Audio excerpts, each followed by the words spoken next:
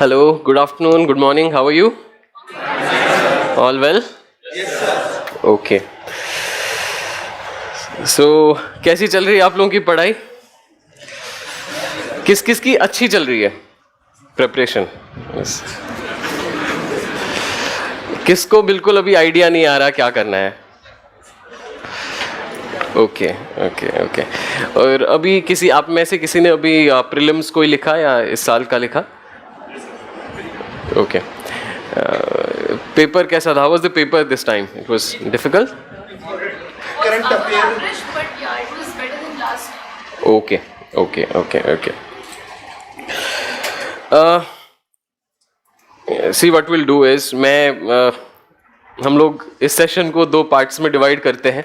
एक पार्ट में मैं आपसे कुछ चीज़ें बताना शेयर करना चाहूँगा which I felt were help me during my preparation and may be of use to you as well in your preparation. ऐसा ज़रूरी नहीं है कि एकदम से इसको ये है ना सत्य वचन या पत्थर की लकीर समझना है। हम में से जो भी प्रिपरेशन करता है ये एकेडमी जाके और अच्छा पता चलता है कि अलग अलग जितने भी हैं हर किसी की स्ट्रैटेजी अलग रही है।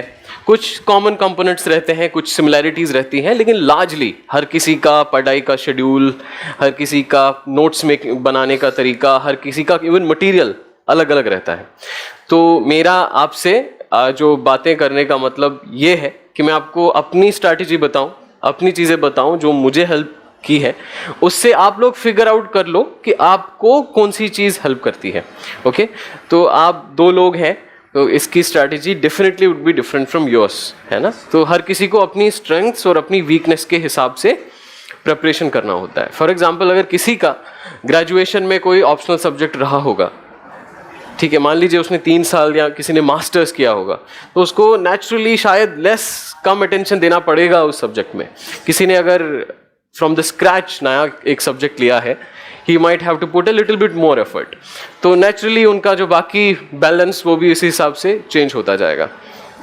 किसी की हो सकता है राइटिंग स्किल बहुत वीक हो, लिखने में अभी he is not getting that line and length while writing, तो उसको उसमें राइटिंग प्रैक्टिस करने की और ज़्यादा ज़रूरत है। हो सकता है किसी की राइटिंग अपने आप में बहुत अच्छी हो सकता है can be little okay with that. So this things start करने से पहले मेरे ख्याल से इस एग्ज़ाम को देखने का एक बहुत अच्छा तरीका मुझे किसी ने समझाया था, I will share that with you. आपको स्प्रिंट, आप समझते हैं स्प्रिंट क्या होता है? क्या होता है? 100 मीटर की दौड़ रेस, या 200 मीटर की दौड़, या 500 मीटर की दौड़। 500 मीटर की दौड़ होती है, उसमें क्या होता है? आप सबसे पहले पहुंचना होता है, आपको कम टाइम में पहुंचना होता है। तो उसमें क्या हर कोई जो प्लेयर होता है वो क्या करता है? बहुत जोर से भागने की कोशिश करता है क्योंकि उसके पास टाइम कम होता है। दूसरा होता है मैराथन या half marathon. Half marathon 21 kilometre का होता है, ठीक है। तो अगर आपको 40 किलोमीटर 42 किलोमीटर दौड़ने हैं तो वो जो मैराथन रनर है वो एकदम से बहुत तेज नहीं भागता है। वो क्या करता है? वो स्लोली हाँ, उसको पता होता है कि मुझे कहाँ पहुँचना है। तो हमारा जो एग्ज़ाम है, हमारी जो प्रिपरेशन है, it's like that marathon, it's not like that 100 metre race. Okay, तो इसमें सबसे इम्पॉर्टेंट जो हमारे लिए जो सबसे मेजर है ना कैरेक्टर एक सिविल सर्विस एस्पिरेंट के लिए जो होना चाहिए, that is that perseverance, that grit, है ना। और वो कंसिस्टेंसी कि मैं कंसिस्टेंटली अपने पूरे, चाहे 1 साल हो सकता है, 2 साल लग जाएं, हो सकता है 3 साल लग जाएं, हो सकता है 4 साल लग जाएं, जितने भी टाइम हो उतने टाइम मैं मेहनत करूँगा।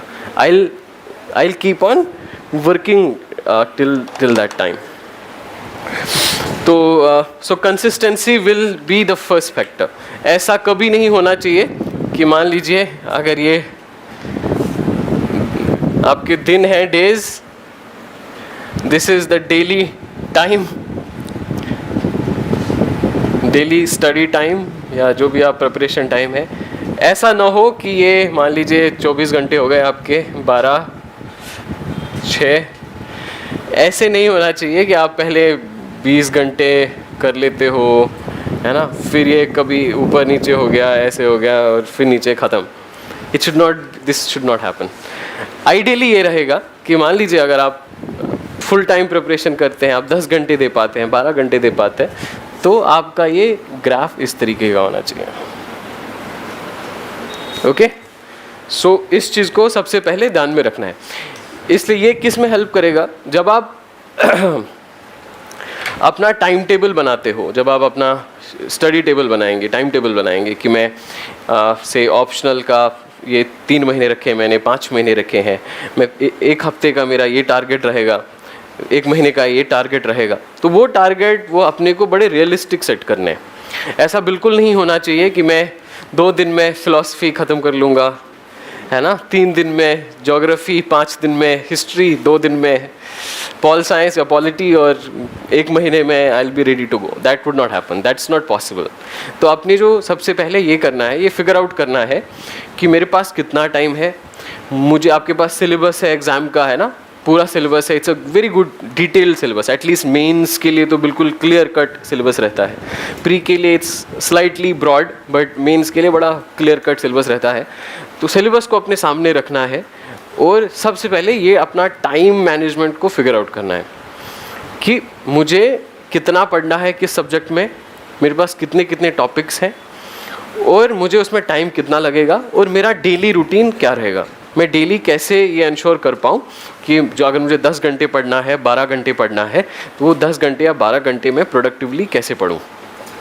Okay, so this is the first thing that you will have to do. और मेरे हिसाब से जब आप प्रिपरेशन स्टार्ट करते हैं, तो the first thing that one should memorise, the first thing that one should keep readily available in your mind is exam syllabus.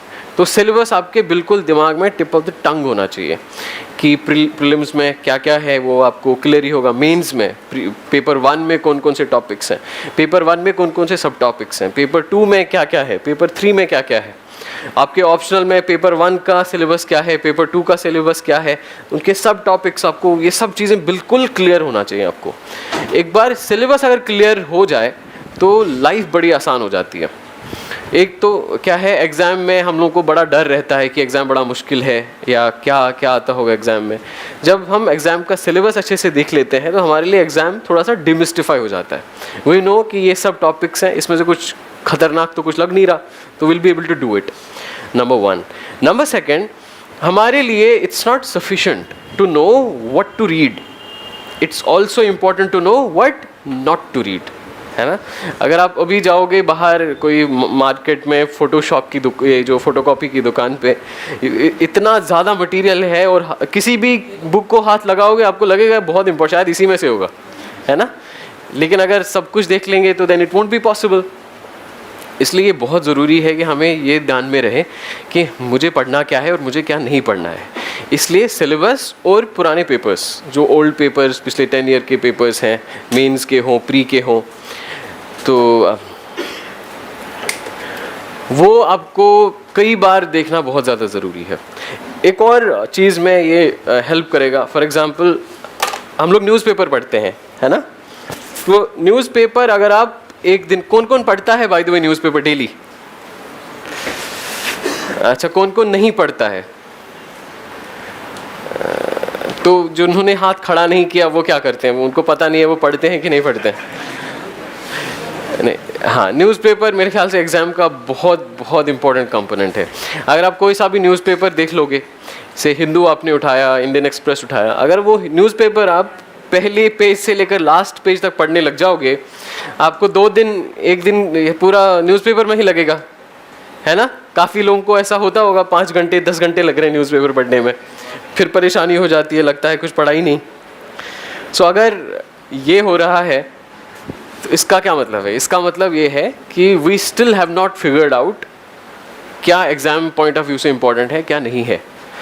तो एग्ज़ाम का जो सिलेबस है, पुराने जो पेपर्स हैं, they help you decide this कि न्यूज़पेपर है, इसमें there something of national importance, कोई नेशनल इम्पोर्टेंस का कोई इशू है, कोई पॉलिसी, गवर्नमेंट की कोई नई पॉलिसी है, गवर्नमेंट का कोई नया स्कीम है, कोई मेजर इंसिडेंट है, ग्लोबली कुछ हुआ है, किसी का विज़िट है, कोई मेजर ग्लोबल प्रोटोकॉल है, कोई ग्लोबल अग्रीमेंट हुआ है, या इकोनॉमी रिलेटेड कुछ मेजर पॉलिसी स्टेटमेंट है, इकोनॉमिक सर्वे रिलेटेड कुछ आया हुआ है, हमारे जो चाहे मान लीजिए एग्रीकल्चर एक अच्छा इंपॉर्टेंट टॉपिक है सिलेबस में, तो एग्रीकल्चर के बारे में कुछ आया हुआ है, एग्रीकल्चरल रूरल डिस्ट्रेस के बारे में कुछ आया हुआ है, हमारी ग्रोथ के बारे में कुछ आया हुआ है,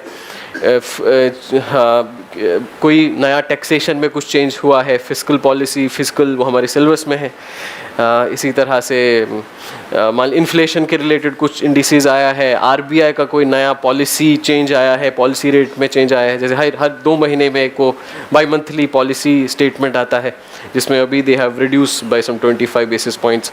तो ये सब, या एनवायरनमेंट रिलेटेड कुछ आया है, कुछ नया स्पीशीज़ मिला है, कोई एक्सटिंक्शन हो रहा है, कोई मेजर है ना एनवायरनमेंट के बारे में कोई मेन इशू डिस्कस हो रहा है। सो ऑल दोज थिंग्स ये आपको अगर सिलेबस देखोगे कैन इजीली कोरिलेट, ये कहीं ना कहीं मेरे सिलेबस में जुड़ा हुआ है, I will have to read that. इसके कंपैरिजन में अगर कोई इशू है, एक पार्टी के किसी बंदे ने ये कहा, दूसरे पार्टी वाले ने ये कहा, ये चीज़ that won't be of that much of important to us, because as a student civil services का फिलहाल। तो ये चीज़ फिगर आउट करने के लिए भी it is very important that हम लोग एग्जाम सिलेबस को बहुत अच्छे से राइट हाँ ओके। तो this is where we start. Can I sit? मैं एक्चुअली क्या है, कम फ्रॉम, मैं कश्मीर गया हुआ था and it was 14 degrees there, so 14-15 anyways that's fine. So ये this is the first thing that one has to take care of. Second thing is जब हम लोग प्रिपरेशन करते हैं, अब प्रिपरेशन में अपने टाइम को सबसे प्रोडक्टिवली यूज़ करना है।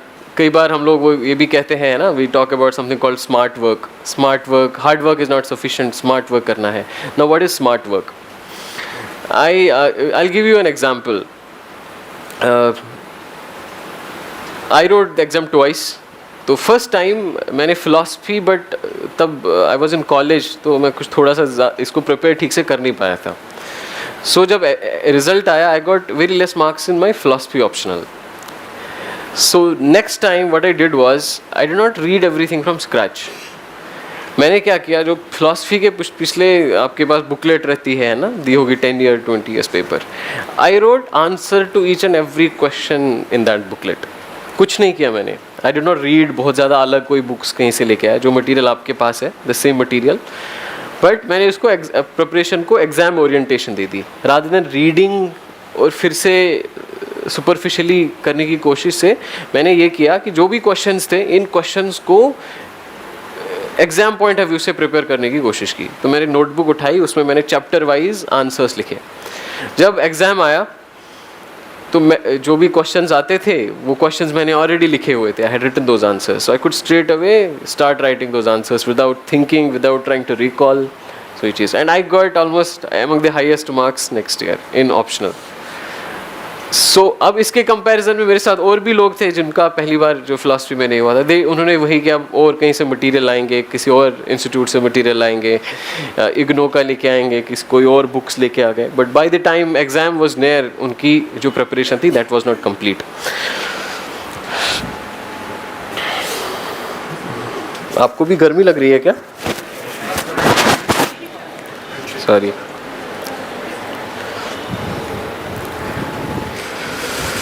ठीक है,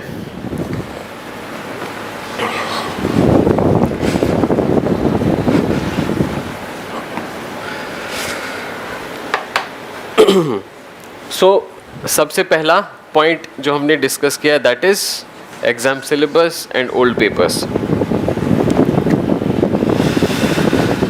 सो this is important for the word part of your exam, है ना। जनरली हम लोग जब बात करते हैं किसी भी चीज़ के बारे में, these 3 things are very important: what, how and why. So I started with this what part, कि जब भी आप कोई भी एग्जाम किसी भी चीज़ के लिए प्रिपेयर करते हैं, तो it's important to know first what is this exam all about. ये एग्जाम क्या है, इसमें क्या पूछा जाता है, so that one has to be absolutely clear about. Right now second part आता है फिर how to do it, and I'll tell you how I try to do it. तो the first thing how part में जो आएगा, that is of course your time management.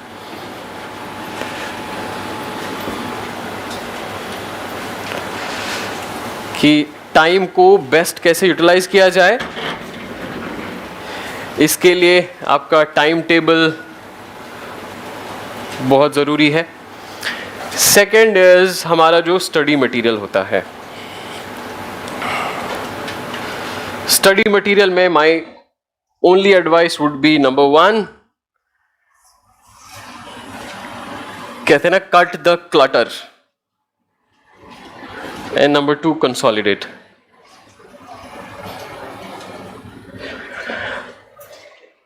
Material ऐसा नहीं करना है जो भी कहीं पे मिलता है वो सब लेके आना है। मटेरियल को जितना आप नैरो डाउन आज से ही करोगे उतना ज्यादा आपको यूजफुल हो जाएगा।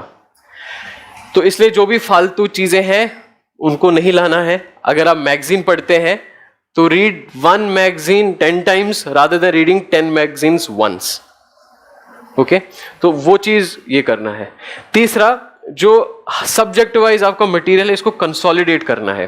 कंसोलिडेट करने से ये मतलब है, जैसे अगर आप आर्ट एंड कल्चर देखोगे तो आर्ट एंड कल्चर के लिए शायद आप लोग एनसीईआरटी भी पढ़ते हो, आप कोचिंग के नोट्स भी पढ़ते हो, और कोई नितिन सिंघानिया की बुक है वो भी पढ़ते हो, स्पेक्ट्रम की किसी के पास होगी कोई वो भी पढ़ता है, कोई और नीचे मटेरियल मिल गया वो भी पढ़ेगा, मैगजीन में कुछ आ गया वो भी पढ़ेगा, या एनवायरमेंट एंड इकोलॉजी के लिए आप वो कोई बुक पढ़ते हो, फिर कहीं नोट्स मिल जाते हैं वो भी पढ़ते हो, एनसीईआरटी का वो भी पढ़ते हो, साइंस एंड टेक में कुछ पढ़ा है वो भी पढ़ते हो, मैं करंट अफेयर्स में आ गया वो भी पढ़ते हो।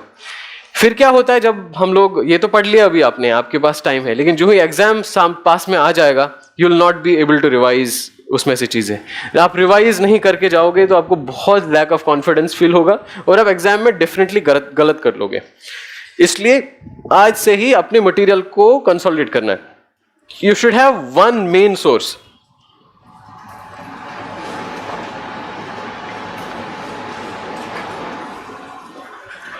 Plus add ons. जैसे अगर आपने आर्ट एंड कल्चर में नितिन सिंघानिया की फॉर एग्जांपल दैट बुक अगर आप पढ़ते हो, कोई दूसरा भी पढ़ सकता है, आई एम नॉट जीज, उसको अपने मेन सोर्स बनाया कि ये बुक तो मैं, या ये मटेरियल तो मैं पढ़ ही रहा हूं, ये मुझे पढ़ना ही पढ़ना है, ये मैं रिवाइज करूंगा। अब अगर मैं किसी और बुक से, किसी और जगह से कुछ मिलता है मुझे, तो मैं उसको नोट डाउन करके या उस पेज को काट के या जैसे भी करके इसके साथ अटैच करूंगा। मेरे पास, ठीक है, कि मेरे पास क्या है, चाहे फाइल है आपकी या आपके पास यही बुक है, इसमें आप ऐड कर सकते हो पेजेस है, जैसे भी करना है, लेकिन ये इंश्योर करना है कि आपके पास रिवाइज करने के लिए बस एक मटेरियल है। उसी में आपने कॉर्नर में लिख दिया है, पेज ऐड किए हैं या साथ में कुछ फाइल टाइप बनाई हुई है, लेकिन आपके पास एक ही मटेरियल है जिससे आप पढ़ रहे हो, और इसी मटेरियल को आप बहुत बार रिवाइज करोगे। अगर आप ये नहीं करोगे, इफ यू अगर रिवाइज, ये अगर आप ऐसे नहीं करोगे, आपके पास बहुत बिखरा हुआ मटेरियल आएगा, आप वो कभी रिवाइज नहीं कर पाओगे, और आप रिवाइज नहीं कर पाओगे तो देन उसको पढ़ने का ही कोई फायदा नहीं होगा, वो एग्जाम तक आप पहुंचा ही नहीं पाओगे। ठीक है, सो ये बहुत ज्यादा जरूरी है। और क्लटर का यही मतलब है कि जो फालतू चीजें हैं वो पढ़ने की जरूरत नहीं है। हमारा जो एग्जाम का सिलेबस है ये बहुत ही इलेबोरेट है, तो आप टॉपिक वाइज पढ़ते जाओ, है ना। पहले ये टॉपिक कंप्लीट किया, second topic, third topic, fourth topic. अगर मान लीजिए आपके पास बुक है, पहले आप जो मेन टॉपिक्स, जो टॉपिक्स हैं उनको कंप्लीट करें, फिर आप बुक में अगर कुछ एक्स्ट्रा टॉपिक्स दिए हुए वो उसके बाद पढ़ लें। First complete the bare minimum, once that is done then you have all the freedom in the world, आप जितना चाहे उतना पढ़ सकते हैं। Okay, so that is number second. Third and most important one would be practice. आपको pre के लिए भी और मेंस के लिए भी ये दोनों चीजें बहुत ज्यादा करना पड़ेगा। सो प्रैक्टिस, कहते हैं ना, practice makes a man perfect, that you will have to do. वो आपको बहुत अच्छे से करना पड़ेगा। इसमें कोई प्री के लिए मुझे पर्सनली ऐसा लगता है शायद मेन से ज्यादा डिफिकल्ट प्री है। अक्सर लोगों को ऐसा लगता है। There is a lot of luck factor also involve pre में, there is also lot of, है ना, अनसर्टेनिटी भी है। हो सकता है आपने जो पढ़ा वो पूछा ही नहीं गया हो। और प्री में भी आप में से जिसने भी दिया होगा, आपको लगा होगा ऐसा कि जब आपने वहाँ पे अटेम्प्ट किए होंगे, आपने 70 क्वेश्चन अटेम्प्ट किए होंगे 100 में से, 70 में से वहाँ पे लगा होगा आपको मैंने 60 शायद ठीक कर लिए, या 50 मेरे शायद ठीक हो गए, फिर घर आ गए वापस, वहाँ देखा उसमें से 40 गलत थे। तो ये चीज़ फिर इंसान पागल हो जाता है कि ये क्या हो गया। बहुत कम लोग ऐसे होते हैं जिनको एग्जाम में मेजर क्वेश्चंस 10-20 क्वेश्चन तो मिलते हैं जो शायद पढ़े नहीं हो या जो देखे नहीं हो, लेकिन बहुत कम ऐसा बंदा कोई होता होगा जिसको ऐसे 60 या 70 क्वेश्चन ऐसे मिलेंगे जो उसने बिल्कुल देखे ही नहीं हो। एटलीस्ट 50-60 क्वेश्चंस ऐसे होंगे जिनको आपने अच्छे से पढ़ा भी होगा, शायद प्रिपेयर भी किया होगा, लेकिन फिर भी आप गलत करके आ जाते हो, है ना। इसका रीज़न यही है कि हम लोग प्रैक्टिस नहीं करते हैं। प्रैक्टिस का क्या मतलब है?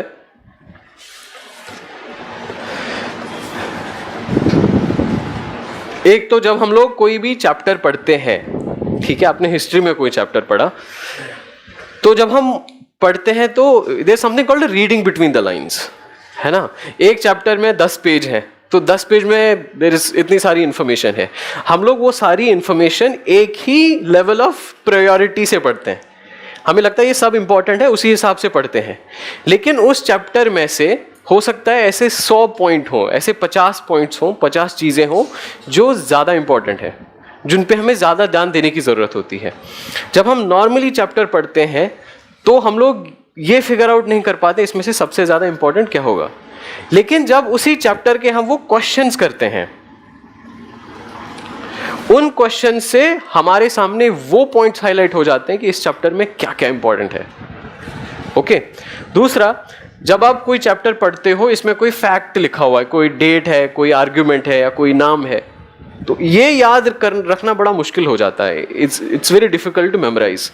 लेकिन अगर इसी चीज़ के बारे में आप एक क्वेश्चन करते हो, उस पर दिमाग लगता है, जब आप दिमाग लगाते हो उस पर, तो वो दिमाग में वो सिनेप्सिस स्ट्रांग हो जाते हैं, हमारे दिमाग में वो बैठ जाता है, और वो क्वेश्चन से जो इन्फॉर्मेशन, जो नॉलेज आपके पास आएगी वो आप कभी नहीं भूलोगे।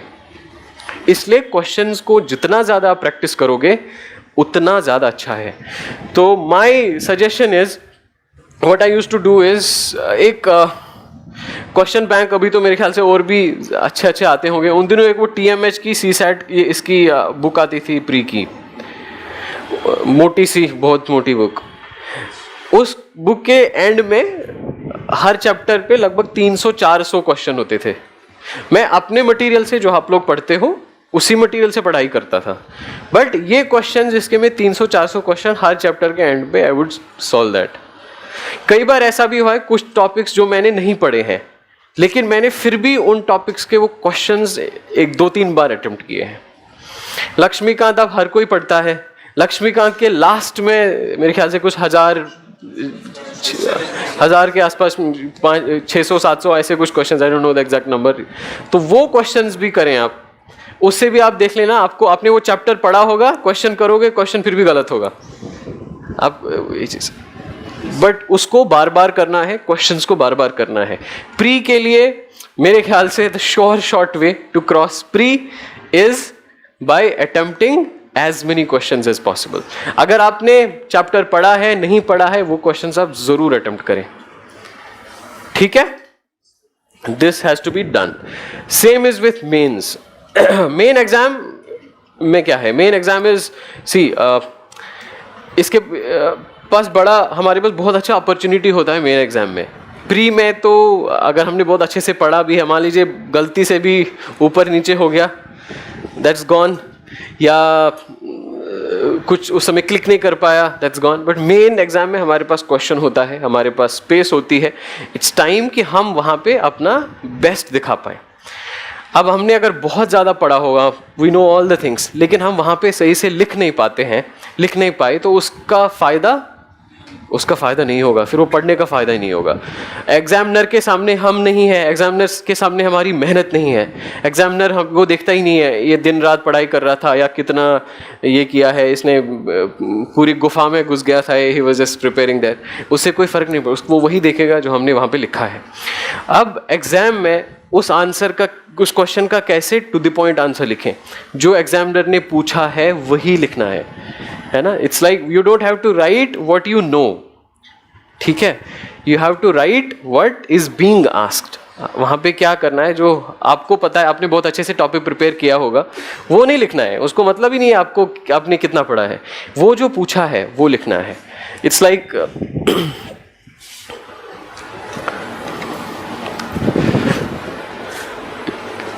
वेन डायग्राम आपको पता होगा, है ना, गोल। मान लीजिए ये क्वेश्चन है, ठीक है, तो दिस इज द क्वेश्चन जो एग्जामिनर ने एक्सपेक्ट करता है कि आप, मैं ये चाह रहा हूँ कि आप ये आंसर लिखोगे।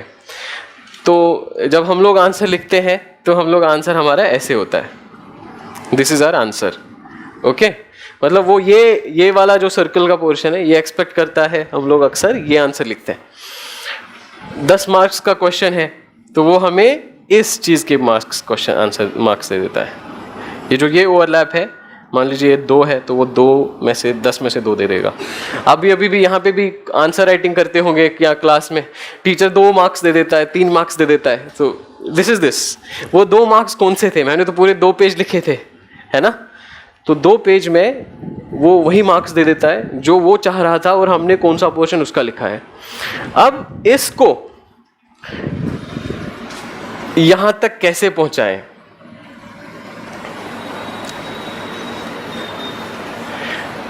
कि हमारे उनके क्वेश्चन और हमारे आंसर में अच्छा खासा मेजर ओवरलैप हो, ठीक है। इसके लिए the only way is practice. Here you can get से 7 out of 10 और 6 out of 10। हम लोग इसलिए क्या है, जब हम प्रैक्टिस करते हैं तो प्रैक्टिस करते करते हमें पता चल जाता है कि मुझे क्या नहीं लिखना है, मैं क्या फालतू लिख रहा हूँ, मुझे जो है एग्जामिनर और क्या चाह रहा है और मैं क्या गलत लिख रहा हूँ। तो ये चीज़ें तभी आएंगी जब हम प्रैक्टिस अच्छे से करेंगे, है ना। और प्रैक्टिस करने में सबसे मुश्किल पार्ट होता है प्रैक्टिस स्टार्ट करना, राइट, है ना। हम लोग स्कूल में फ्रिक्शन पढ़ा होगा आप लोगों ने, है ना। फ्रिक्शन हम 2 तरह की होती है, कई तरह की होती है, 2 ब्रॉड तरीके होते हैं। एक होता है स्टैटिक फ्रिक्शन, एक होता है काइनेटिक फ्रिक्शन।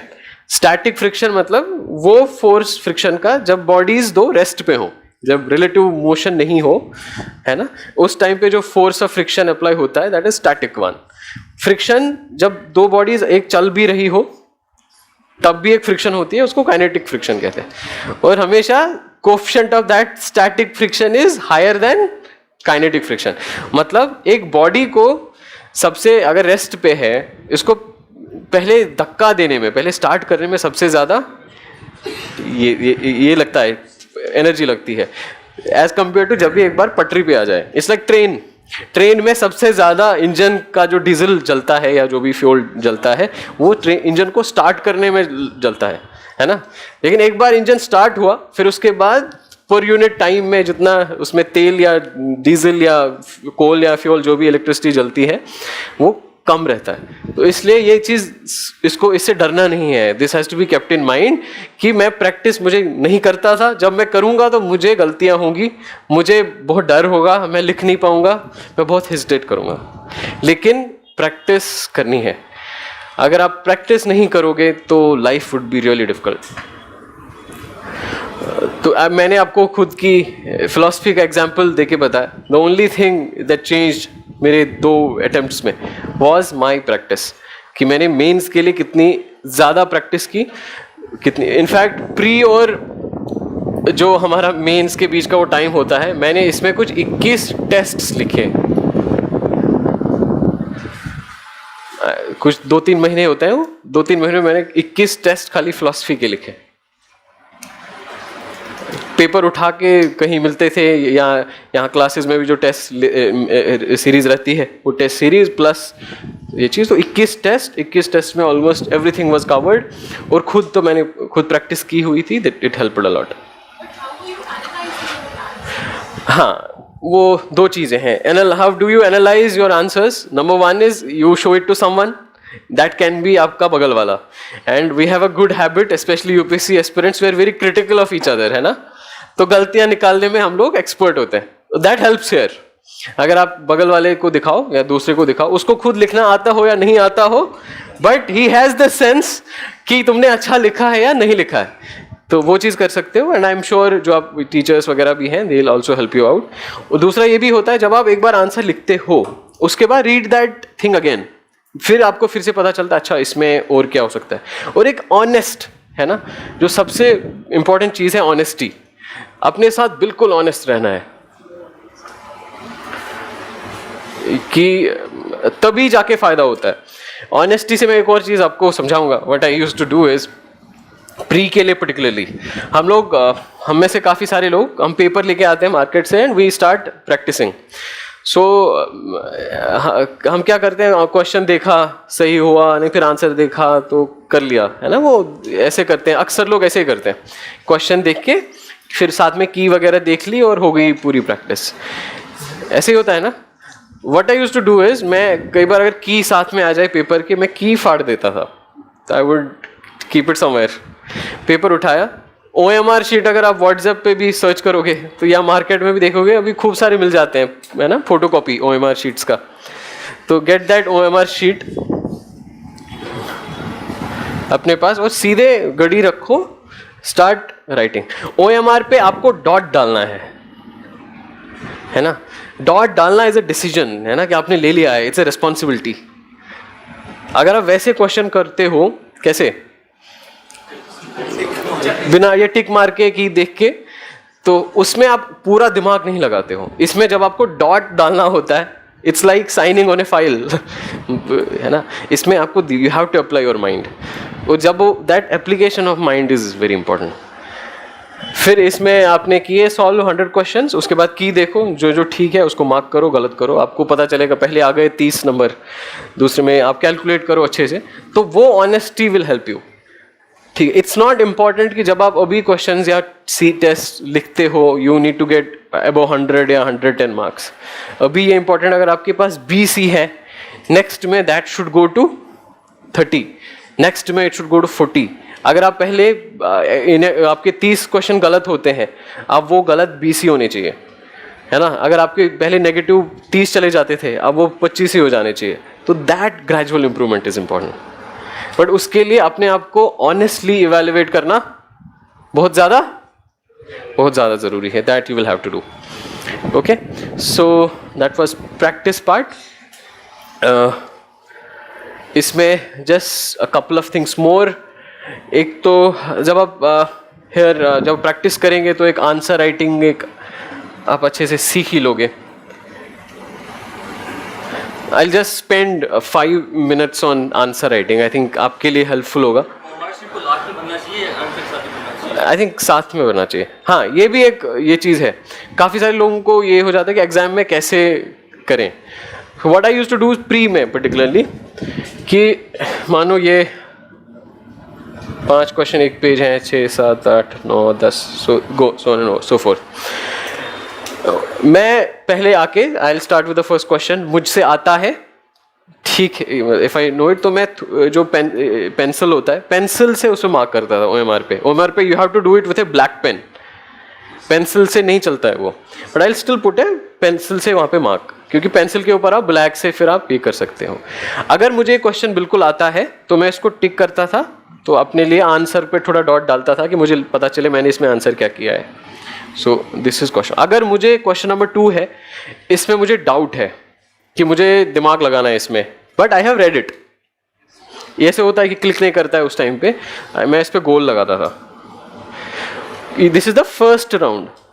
फिर जब पहला तो था कि I was sure about it, तो मैंने इस पे टिक किया। तीसरा क्वेश्चन है मैंने सुना नहीं है, तो मैं इसमें क्रॉस लगाता था। तो फिर इसी तरह से चलते गए। जब एक राउंड हुआ तो यू फिगर आउट कि मेरे 40 क्वेश्चन थे या 40 क्वेश्चन, 50 क्वेश्चन थे, 30-40 क्वेश्चन जिनमें मैं बिल्कुल श्योर हूँ।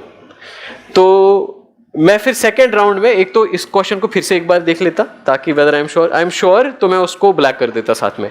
Then I will go to the second question जिसमें मुझे डाउट था, इस पे I will spend time. So पहला राउंड में अगर 3 घंटे हैं, 3 घंटे में से आपने 1-1.5 घंटा पहले उस राउंड में लगा दिया या 1 घंटा लगा दिया, half the time let's say, या 2 घंटे भी लग जाए, नॉट एन इशू।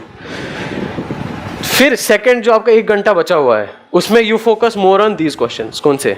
जिनमें जो आपने किए हैं और आपको इसमें लगता है कि आप कर पाओगे, तो इसमें आप इल्यूमिनेशन वगैरह लगा के, इसमें भी आप यू डू सेम, जो जो क्वेश्चन हो गया उस पर आप टिक मारी, जो मान लीजिए ये क्वेश्चन था ये आपसे नहीं हो रहा है, फिर बाद में यू अपने क्रॉस मारा।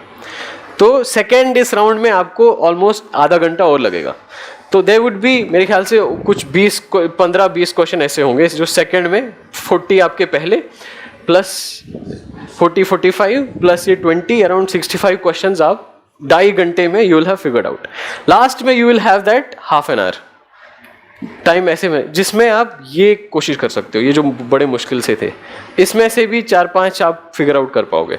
तो लगभग 70-75 तक you will be able to attempt आराम से, अगर if it's a difficult paper. अगर पेपर अच्छा है तो हो सकता है आप 80 तक भी कर सकते हैं, 90 भी कर सकते हैं, बट आई फाइंड कि लेवल एग्जाम का पेपर कैसा होता है, it's very difficult to have more than 80 accurate answers या 90 accurate answers, otherwise you have to be extremely brilliant. तो ये भी नहीं करना है कि नेगेटिव मार्किंग हो। इससे क्या होता है, आपको टाइम भी बच जाता है एंड आप इजीली पता चल जाता है आपको मुझे टाइम किस पे लगाना है किस पे नहीं लगाना है। नहीं तो कई बार ऐसा होता है कि काफ़ी सारे लोग क्वेश्चन देखते ही नहीं है, कुछ क्वेश्चन उनसे लास्ट के छूट जाते हैं कि पहले मैं टाइम ये लग गया, फिर इसमें बहुत दिमाग लगाया, फिर इसमें बहुत दिमाग लगाया, इसमें 2 दिमाग, वो नहीं करना है। और OMR शीट में भी यही ध्यान रखना है कि वो आप साथ साथ में भरें, उससे ये होगा। नहीं तो लास्ट में हो सकता है कम टाइम बचे, हड़बड़ी में आपने एक ऊपर किया है ना, तो वो गलती नहीं, वो गलती थी, उस पर भी ध्यान देना है। और जब आप OMR शीट पे खुद प्रैक्टिस करते हो ना, खुद, which I was telling you, फिर आपको बड़ा इजी हो जाता है वो, that you will be able to do. So mains के लिए जो आंसर्स है, just to continue with the how part, answer writing में बहुत ज़्यादा डिटेल नहीं, I just take few minutes. 2-3 चीज़ें आपको बहुत ज़्यादा ज़रूरी हैं। सबसे पहले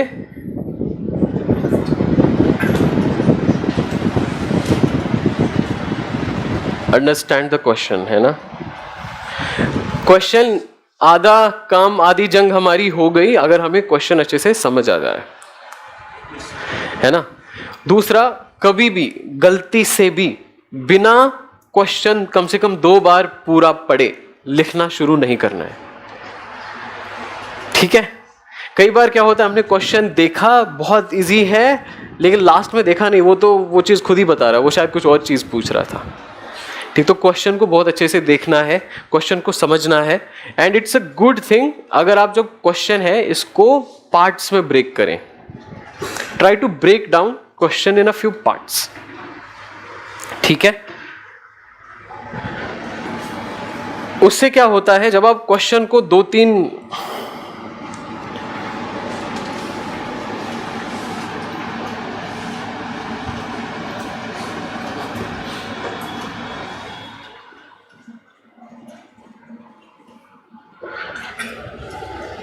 you don't miss out on A question. जो ये सेम वही बात है, ये है ना कि जब वो कह रहा था, आई वाज टेलिंग यू, ये ओवरलैप, इसमें क्या होता है कि जब हम लिखने लग जाते हैं तो अगर आप मान लीजिए हर क्वेश्चन में देयर वुड बी 2-3 पार्ट्स, तो कोई क्वेश्चन अगर किसी के पास हो वी कैन डिस्कस दैट।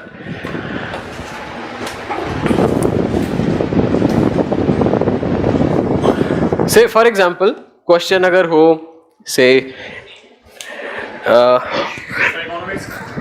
चल जाएगा, बस ऑलराइट, कोई सा भी क्वेश्चन बता, we can just for the sake of it.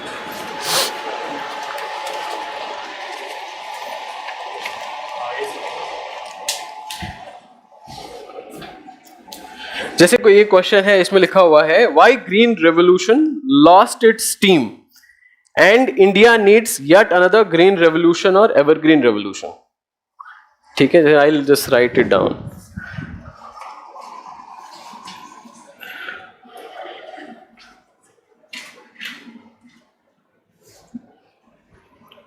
ये आप अपनी जैसे हिंदी में है तो उसमें आप उस हिसाब से देख लें, just an example, nothing much. Lost its steam and India needs yet another green revolution और एवरग्रीन रेवोल्यूशन. डिस्कस. ओके, सबसे पहले क्वेश्चन को थोड़ा समझना है. क्वेश्चन समझ, आपने ग्रीन रेवोल्यूशन हर किसी ने पढ़ा होगा, तो हम में से कम 30% ऐसे होंगे जो ग्रीन रेवोल्यूशन देखते ही शुरू हो जाएंगे and they start writing about green revolution was this, green revolution was that, एक पेज 2 पेज ग्रीन रेवोल्यूशन पे खत्म, एंड दे विल से मैंने बहुत अच्छा पेपर किया. क्वेश्चन को समझना है पहले कि यही जो दिस इज द अप्रोच कि ब्रेक डाउन. सबसे पहले क्या पूछा इसने, why green revolution lost its steam. तो ये एक पोर्शन हो गया क्वेश्चन का. And India needs another green revolution और एवरग्रीन रेवोल्यूशन. सो ये ब्रॉडली 2 पार्ट है. तो अगर मुझे ये आंसर लिखना होता,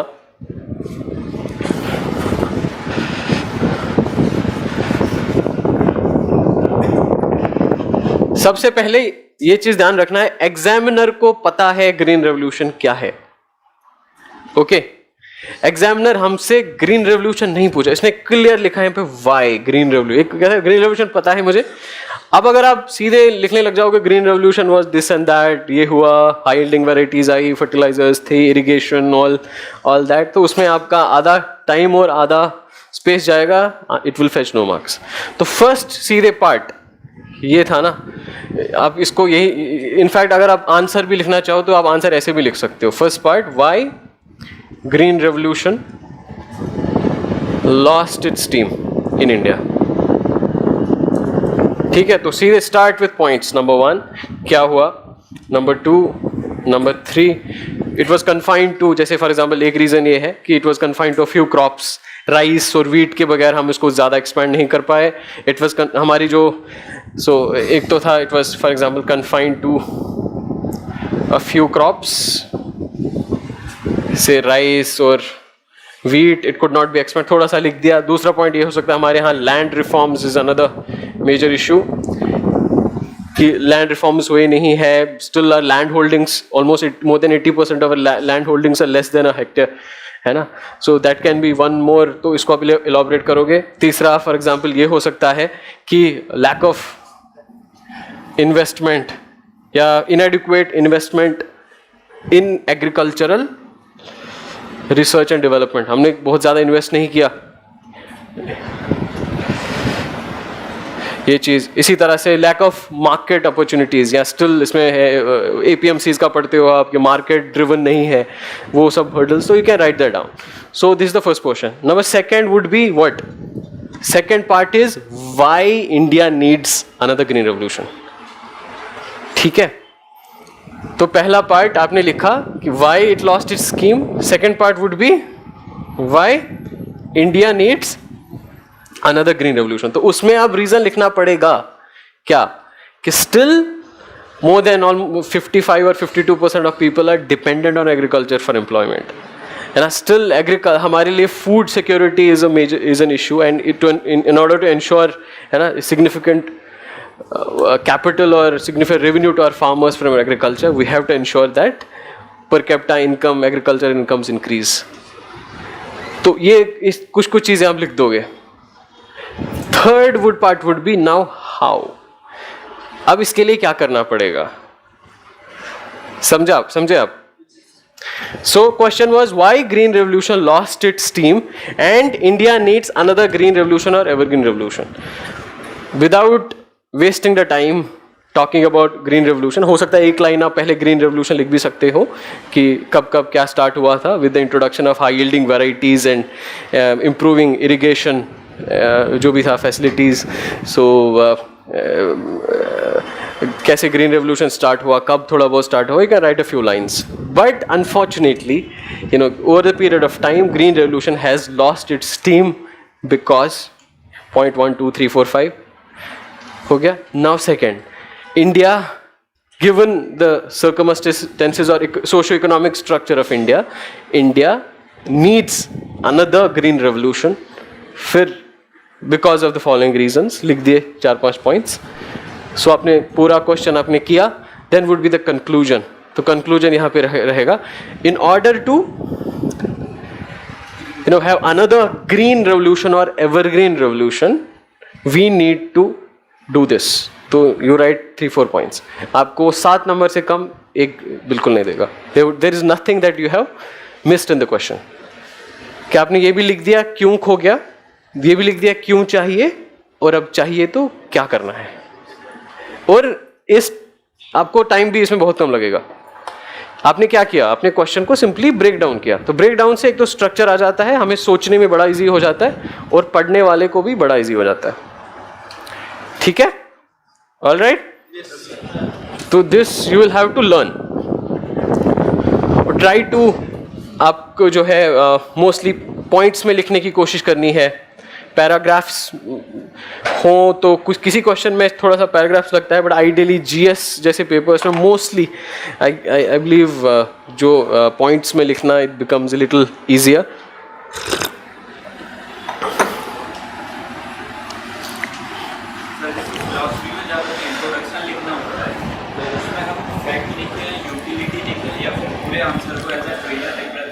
it will vary from question to question. Philosophy में अक्सर जो इंट्रोडक्शन रहता है उसमें कई बार हम लोग मान लीजिए ये पूछा है what is synthetic a priori judgement या सिंथेटिक अप्रियोरी जजमेंट डिस्कस. तो इंट्रोडक्शन हैज़ टू बी कि सिंथेटिक इसको लोकेट करना है कि ये कांट के फिलॉसफी में उसका एक इंपॉर्टेंट एस्पेक्ट है synthetic a priori judgement and what it means. तो उस हिसाब से तो उसमें जो इंट्रोडक्शन होगा that introduction should help the examiner identify, locate the concept. It's like an address. ये एड्रेस की तरह होना चाहिए कि आप उसमें बता रहे हो कि ये है, फिर आप लिख दो कि कौन से व्हाट वर द आर्ग्यूमेंट्स. ये पहले what is synthetic a priori judgement फिर लिखोगे आप. पहले तो आपने लिखा कि ये कांट की फिलॉसफी में था, इस तरह से था, क्यों था, थोड़ा बहुत ये लिखा आपने. फिर आपने लिखा कि क्या है, तो उसमें डिस्क्रिप्शन थोड़ा सा होगा. फिर आप लिखोगे उसने क्या आर्ग्यूमेंट्स दिए थे इसके लिए. फिर आप लिखोगे philosophy because it's philosophy, criticism, what is wrong with it. That will make your complete answer. और हर किसी पार्ट को कन्फाइन करना है. नॉर्मली अगर आप इंट्रोडक्शन लिखते हैं, अगर 200 वर्ड का क्वेश्चन है, इफ एक अच्छे आंसर में there is an introduction, there is body, there is conclusion. ये चीज याद रखना है कि जब हम मेंस का आंसर लिख रहे होते हैं, introduction helps to grab examiners attention but it does not fetch us marks. ये बिल्कुल नहीं गलती नहीं करनी है कि मैं इंट्रोडक्शन ही बहुत धमाकेदार लिखूंगा. इंट्रोडक्शन से वो मार्क्स नहीं देगा हमें. इंट्रोडक्शन से हम अपनी है ना वो क्या बोलते हैं, क्या बांधते हैं, what is that word called, हाँ नहीं समा नहीं यार, एक हाँ एक सारा माहौल बना लेते हैं. मेन जो देगा वो body and conclusion. This both are very important. Introduction is good answer, it should have a good introduction but it has to be short, it has to be precise. इसमें बहुत ज़्यादा बीटिंग अराउंड द बुश करोगे तो यही हालत हो जाएगी. ये आपका इंट्रोडक्शन है, इसमें कोई नंबर नहीं दिया, बॉडी आपने थोड़ी सी लिख दी. तो मेन पार्ट्स में ये करना है. तो इंट्रोडक्शन में आप अगर है तो आप 50 वर्ड लिख दीजिए, 50-60. डोंट बी इतना कोई स्टिक नहीं. मैंने आंसर्स में कई सारे आंसर्स में 200 वर्ड थे, I wrote more than 200 words. कुछ में कम लिख दिया. मतलब एकदम से इसको पत्थर की लकीर नहीं समझना. वहाँ स्पेस होता है कि आपको ये आपका है, यू हैव टू मैनेज. आपके 25 क्वेश्चन या 20 क्वेश्चन आपको 3 घंटे में करने हैं, अच्छे लिखने हैं सभी. That is your headache.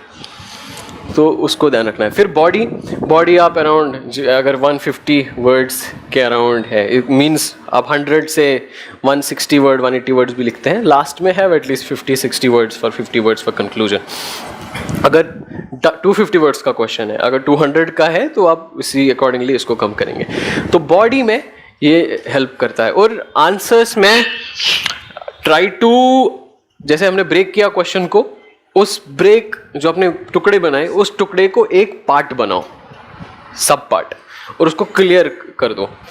ठीक, सब पार्ट के लिए आपको इंट्रोडक्शन हेडिंग की जरूरत नहीं है, मैं सीरियसली कह रहा हूँ। कुछ क्वेश्चंस में मेरे पास लास्ट में कम टाइम था, जैसे यही था क्वेश्चन, ये मान लीजिए 19वां क्वेश्चन था, 20वां क्वेश्चन था, तो I had to write the answer, introduction नहीं था, मैं सीधे लिख दिया पहले part, why India the green revolution lost steam points, why is, for example same question, why is green revolution needed points, what should be done. मतलब introduction भी मैंने question to make it clear, idea is to make it clear. तो आप question को break करके फिर आप criticism कर लिखें, फिर आप मेन बॉडी लिखें, तो डू दैट।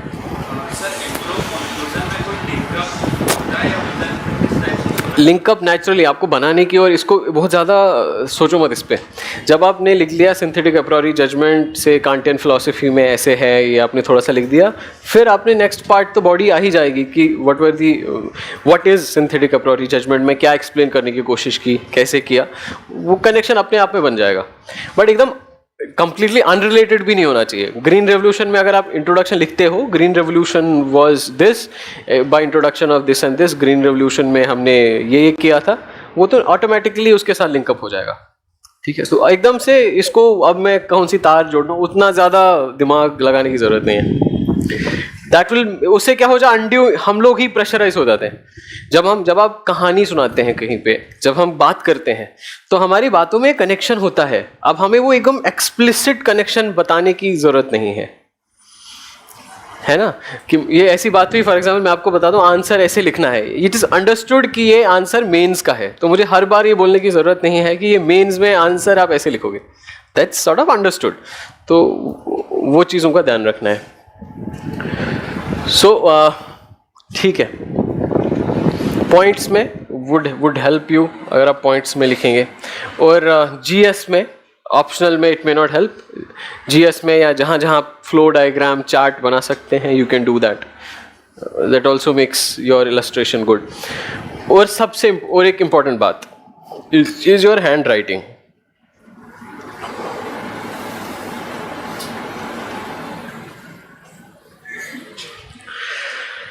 हैंड राइटिंग अच्छी होनी चाहिए। अब हैंड राइटिंग अच्छी होने का ये मतलब नहीं है it has to be beautiful, no, it has to be legible. Legible का क्या मतलब हुआ कि जो पढ़ पाए, ऐसा ना हो कि लिखे मन पढ़े खुदा, कि हम लिख दिया और फिर उसके बाद खुद भी पढ़ा नहीं जाता है। होता है ना ऐसा कई बार, तो क्लास में नींद आती होगी, पीछे कुछ पढ़ रहे हैं, फिर कुछ भी वो मच्छर मार रहे हैं तो ऐसा नहीं होना चाहिए। अगर आपकी हैंडराइटिंग अच्छी नहीं है तो अब देखें मेरी हैंडराइटिंग में क्या प्रॉब्लम है। या तो हैंडराइटिंग में प्रॉब्लम हो सकता है कि हम लोग वर्ड्स इतने छोटे लिख रहे हैं, इतने बड़े लिख रहे हैं कि ठीक नहीं हो रहे, या बहुत तंग लिख रहे हैं। तो अगर आप अच्छा भी नहीं है तो कोशिश करें कि जैसे वर्ड्स के बीच में स्पेस ठीक ठाक दे दें, इतना जंबल नहीं करें। दूसरा, जब आप, इसलिए प्रैक्टिस से भी आ जाता है कि जब आप प्रैक्टिस करते हो तो आप कटिंग बहुत कम करते हो, फिर आपका एक फ्लो बन जाता है, एक रिदम बन जाता है, फिर आप कट नहीं करते हो। नहीं तो क्या है, फिर लिख दिया, फिर कट किया, फिर लिख दिया, फिर कट किया, तो वो आधा इट टेक्स अवे, है ना। वो अपने आप को एग्जामिनर की उस शूज़ में डालना है कि अगर मैं एग्जाम पेपर चेक कर रहा होता तो मुझे क्या ठीक लगता। तो वो चीज़, या किसी की हैंडराइटिंग बहुत अच्छी होती है, सबकी नहीं होती है, but that's not an issue, there are ways of doing it. तो हैंडराइटिंग में कोई क्लास लेने की ज़रूरत नहीं है, बस साफ साफ लिखें, दूर दूर लिखें, दैट शुड सफाइस। क्वेश्चन ऐसे भी हो सकते हैं जिसका इंट्रोडक्शन और कंक्लूजन नहीं होगा अकॉर्डिंग टू क्वेश्चन। हो सकता है जैसे शॉर्ट आंसर हो, बहुत शॉर्ट, तो उसमें आपको इंट्रोडक्शन कंक्लूजन लिखने की ज़रूरत नहीं है। कुछ क्वेश्चंस में आपको, जैसे यही वाला क्वेश्चन था, इसमें दिमाग ये रहता है कि कंक्लूजन में क्या लिखें। तो मुझे कई बार there's a lot of questions में way forward,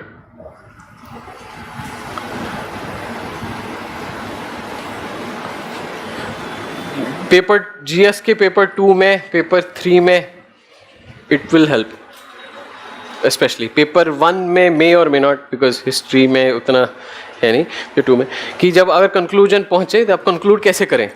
it's always good to conclude with way forward. For example, अगर एक क्वेश्चन आया हुआ है से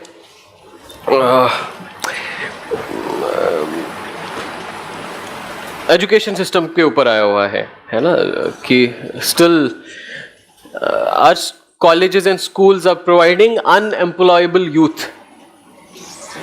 ठीक है, ये है। अपन जब कंक्लूजन पे पहुंचे, हमने लिखा कि क्यों, सबसे पहले कॉलेजेस स्कूल्स में हमारे पास आप लिख दोगे बच्चे इतने हैं, डिविडेंड थोड़ा सा ये है, डेमोग्राफिक डिविडेंड लिख दिया। फिर हमारे एजुकेशन सिस्टम में क्या इश्यूज़ हैं, अभी वोकेशनल ट्रेनिंग का ये नहीं है, वो नहीं है, वो सब चीज़ें आपने लिख दी। क्वालिटी पे आप बात करोगे, ओवरऑल डेवलपमेंट में बात करोगे, आपने लिख दिया ये। अब कंक्लूजन में क्या रहेगा, इसके लिए बहुत अच्छा कंक्लूजन यही रहेगा कि हम लिख दें what is the way forward, कि हमें क्या करना चाहिए। उसमें आप 2-3 पॉइंट दे दें, दैट्स अ गुड कंक्लूजन। कोई से चाइल्ड अब्यूज़ पे क्वेश्चन आया है या जेंडर डिस्क्रिमिनेशन पे क्वेश्चन आया है, ठीक है। So India is witnessing an unfortunate surge in physical violence against women, कि हमारे देश में बदकिस्मती से हमारी महिलाओं के खिलाफ अत्याचार या फिजिकल वायलेंस के केसेस बहुत ज़्यादा बढ़ते हैं, ठीक है। Has Indian criminal justice system failed, क्या इंडिया के क्रिमिनल जस्टिस सिस्टम फेल हुआ है। फॉर एग्जांपल अगर ये क्वेश्चन आता है तो आप इसमें पहले लिखोगे कि कितना है ना, क्या what all is happening, reports में एग्जाम्पल्स के बारे में लिखोगे आप। फिर उसके बाद आप में write about our criminal justice system, कितना टाइम लगता है, कितने साल लगते हैं डिस्पोज होने में, सुप्रीम कोर्ट में एक पेंडेंसी है, बाकी सब चीज़ों में पेंडेंसी है, that justice delayed is justice denied almost. तो इस तरीके के, तो ये आपने लिख दिया, तो you have written that substance कि है। But at the same time then जब एंड करना है, कंक्लूड करना है, तो उस समय what we ought to do, so to bring in certain reforms in our criminal justice system, कि ये करना चाहिए, हो सकता है फास्ट ट्रैक कोर्ट्स या जो कोर्ट्स का इंफ्रास्ट्रक्चर है, जो मैन पावर है, उसको बढ़ाना चाहिए। पुलिसिंग में या प्रोसिक्यूशन में किस तरीके की ट्रांसपेरेंसी लानी पड़ेगी, क्या क्या रिफॉर्म्स, वो ये आप लोगों ने पढ़ा होगा, वो कहीं ना कहीं पढ़ ही लिया होगा यार। अगर अभी नहीं पढ़ा है तो आगे आप पढ़ ही लोगे वो। तो कंक्लूजन में that way forward will help.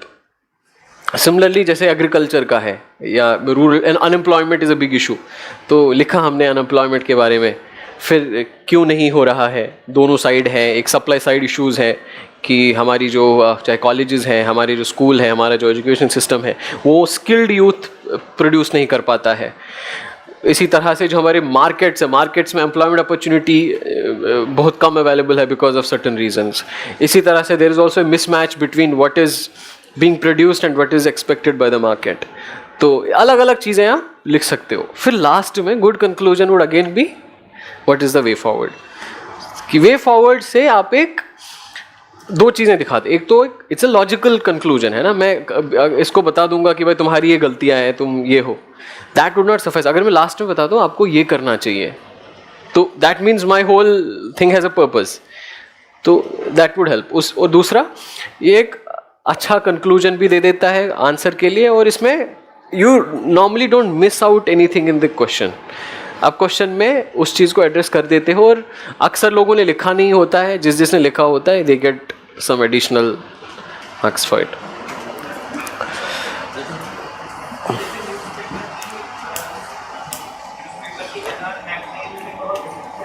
Maybe we'll have a question answer end पे, है ना, थोड़ा सा वो better रहेगा, तब otherwise everybody would be little disturbed. So this is the how part that I wanted to talk to you about. So इसके बारे में क्योंकि मोनोलॉग टाइप उतना ज़्यादा यूज़फुल नहीं रहेगा, हम थोड़ी 10-15 minute will have questions also. I would go to the last part and which I find is really important is the why part, है ना, कि ये मेहनत ये क्यों करनी है।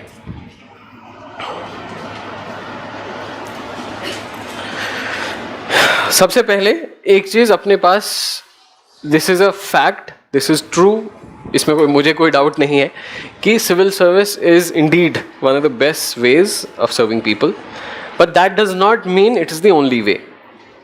And this also does not mean कि एक बार कोई सिविल सर्वेंट बन गया then he will serve people, only serve people, ठीक है। I have seen civil service में आके भी कुछ लोग who are very unhappy कि क्यों आ गए हम लोग कहीं से छोड़, ये प्राइवेट जॉब कर लेते, वहाँ चले जाते, ये चले जाते, मेरे साथ ये हो गया, मेरे साथ वो हो गया.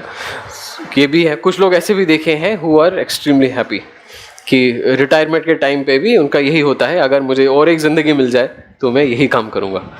सो इसको इस दृष्टि से लेना है कि ये आप चाहते हो, this is what you want to do. ठीक है. इसको अपने आप पे सोशल प्रेशर या किसी दूसरे रीजंस की वजह से मेरे ख्याल से अपने ऊपर थोपना नहीं चाहिए, है ना.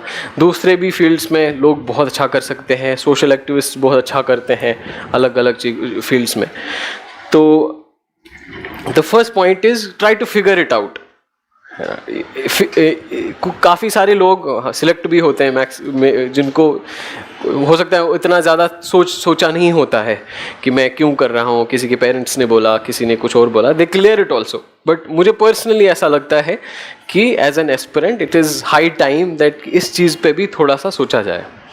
इसलिए सोचा जाए क्योंकि अगर इंसान एक बार कन्विंस हो जाता है, if you are no convinced कि मैं ये क्यों करना चाहता हूँ, तो वो आपका पैशन बन जाता है ना.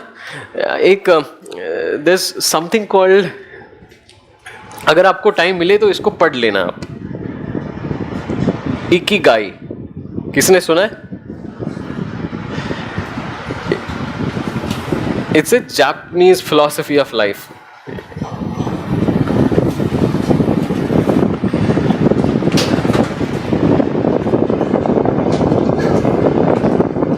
इसमें दे हैव 3-4 चीज़ें हैं उनके. एक है they something like one part इसका होता है what I love to do, कि मुझे क्या अच्छा लगता है. दूसरा आता है what I am good at, what am I good at. तीसरा है इसमें एक what does the world need.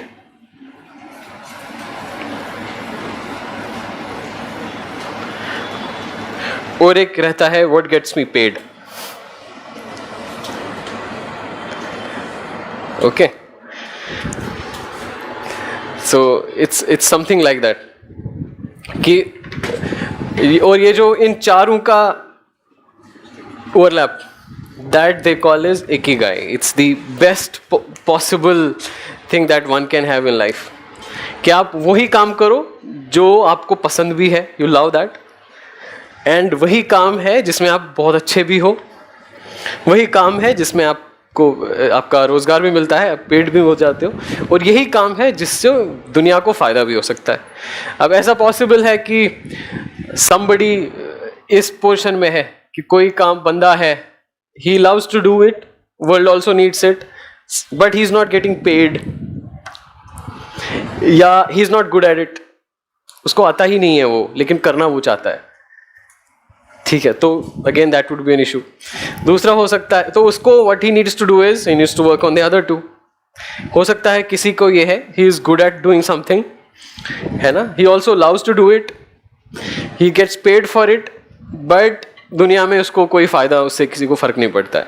May be उसको खुद हो जाएगा but he may not be that satisfied in the end, है ना. या कोई ऐसा भी हो सकता है ही इज़ गेटिंग, है ना, paid with the work, he is good at it also, the world needs it also, but उसको खुद अच्छा नहीं लगता है वो, he will always be unsatisfied. So try to figure this ikigai in you कि what is it, क्या ये actually ऐसा है civil services, is this something that I really want to do, that I would love to do, is this the thing that I would be good at, is this the thing that will make some difference in the world, is it that thing which will also take care of my personal needs. So some people find it in civil services, some don't. I personally find it a lot. So in fact I really feel fortunate कि किस्मत थी that I got into the service, I got this opportunity. So every day, हर दिन this faith gets superimposed. हर दिन मुझे ये वापस हो जाता है. ऑफिस में जाते हैं तो लोग आते हैं एज एन SDM, हम लोग बिल्कुल है ना ग्राउंड में फील्ड लेवल पे काम करते हैं। तो कोई भी गरीब आदमी आते हैं, किसी के राशन का इशू है, NFSA की अपील का कुछ है, किसी का पेंशन वाला केस है, किसी के घर में उसकी ज़मीन है, बगल वाले बंदे ने, किसी गुंडे ने उस पर कब्जा कर लिया है, किसी को मारपीट की है, किसी को कोई लोग हैं हैरेस करते हैं, ये चीज़ है। There is always a remedy in our hand कि थोड़ा सा भी एफर्ट लगा लेते हैं तो लोगों की बहुत फ़र्क पड़ती है, बहुत it makes a huge difference in life. और मुझे सबसे personally the best thing which I found in the service is people put a lot of faith in you। ठीक है, अगर आप मान लीजिए शायद एक मैनेजर है या कुछ दूसरे, I am not saying it, may be it's not right, तो पीपल वो आपके पीछे है ना ब्लाइंडली चल लेते हैं कि आप कुछ कर रहे हो तो you will be able to do it. So that faith है ना, वो फेथ जब आप देख लेते हो कि आप कुछ कह रहे हो और लोग करते हैं वो, एंड लोग does not mean your subordinate people, लोग बाई लोग I mean common people. I remember हम लोग जब मैंने ज्वाइन किया था in that place, it's a very old town Badnore, but I was the first SDM of that place. काफ़ी time से वो किसी और के पास चार्ज था, तो ऑफिस में there was only one person with me in the office, तो हम 2 लोग SDM ऑफिस चलाते थे, but still that doesn't mean we couldn't do much. तो देयर वाज दिस मार्केट के बगल में बस स्टैंड है, और ये मार्केट बिल्कुल रोड है, मेन रोड है। इस रोड पे बड़े बड़े ट्रक्स वगैरह रेगुलरली चलते हैं। इसमें बहुत सारे एनक्रोचमेंट्स थे पूरे मेन रोड पे, बड़े लोहे के कैबिन्स वगैरह रखे थे, तो आए दिन वहाँ पे कुछ ना कुछ एक्सीडेंट होता था। तो आई थॉट इनको यहाँ से शिफ्ट करना इज़ वेरी गुड। तो फिर I got the people together कि नहीं ये हटाना है, उनको भी समझाया, दे वर ऑल्सो ठीक है सर हम यहाँ से हट जाएंगे, ये प्रॉब्लम करता है। तो then we were trying to lift those, वो जो कैबिन थे, तो वो एक बड़ा सा एक क्रेन टाइप रहता है लिफ्टर, तो वो चेन से इमेजिन एक लोहे का एक कमरा जैसा रहते हैं वो, तो दिस कैबिन्स, उनको चेन से बांध के लिफ्ट करके ले जाते हैं। तो when we were taking them, हमें वो साइड में एक जगह थी, वहाँ पे we are trying to put them there. ये जो उस बीच में एक ड्रेन आती है, तो मेन रोड और जहाँ पे हम लोग वो कैबिन्स रखते थे, इट्स लाइक दिस, ये मान लीजिए रोड है, तो ये बस स्टैंड था, तो हमने यहाँ से इनको हटाया था, ओके। और यहाँ पे एक जगह थी फ्री, तो हमने इनको यहाँ आके रखना था, बट यहाँ पे देयर वाज अ ड्रेन, इस ड्रेन के ऊपर पत्थर रखे हुए थे, तो अगर ये क्रेन इसके ऊपर चल जाता तो ये जैसा, तो हमने जब ये उठाए और यहाँ पे रख दिया अभी, तो अब समझ ही नहीं आ रहा क्या करें। तो पीपल अराउंड, तो उन्होंने कहा सर आप बताएं, हम इनको हाथों से उठाएंगे, एंड दे ऑल एक को 30 लोग 50 लोग उठा के, it was very heavy. I have मेरे पास उसके photographs, I have videos. It's a big learning, one of the biggest lessons in my life. कि they saw that you were doing something good. They had this faith. उन्होंने ये सभी cabins हाथों से उठा के they put them there. हमें machine की और में उसमें कुछ और करने की ज़रूरत नहीं पड़ी, नहीं तो किसी का कुछ जिनको इसके साथ कुछ ये भी नहीं था। इसी तरह से आई वेंट टू, मुझे स्कूल्स में बहुत जाना बड़ा अच्छा लगता है, I go to schools very often. तो मैं शायद पहले 2-4 दिन में ही मैं जहाँ पे मैं पोस्टेड हूँ, it's called Magra belt. Magra means पहाड़ी एरिया, जो अरावली हिल्स हैं, तो that half of the sub division is located in those Aravallis. So वहाँ अफसर भी कभी जाते भी नहीं थे, बहुत it's a little far flung.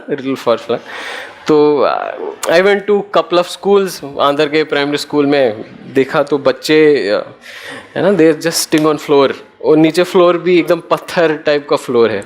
तो देन आई वाज लाइक, इनको what do I tell them, या कि भाई आप पढ़ाई नहीं करा रहे हो, ये नहीं करा रहे हो, जबकि इनको सिंपल बैठने तक की व्यवस्था नहीं है यहाँ पे।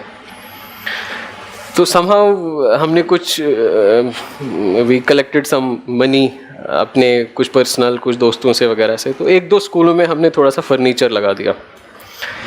सो then what we did was, आप स्कूल पूरे सब डिवीजन में बहुत सारे स्कूल हैं, वहाँ पे लगभग प्राइमरी स्कूल के बच्चे ही लगभग 6-7 हज़ार बच्चे हैं. तो और एसडीएम के पास it doesn't have any money, यानी ऐसा कोई फंड नहीं होता है जिससे वो ही कुड डू इट. तो हमने क्या किया, जो लोकल लोग थे उस एरिया के, कोई दुकानदार था, कोई था, इनकी लिस्ट बना दी जिनके पास लगता था ये थोड़े से वेल ऑफ है, या वेल ऑफ या इन जनरल जो इंटरेस्टेड वुड बी, ऐसे 20-30 लोगों की.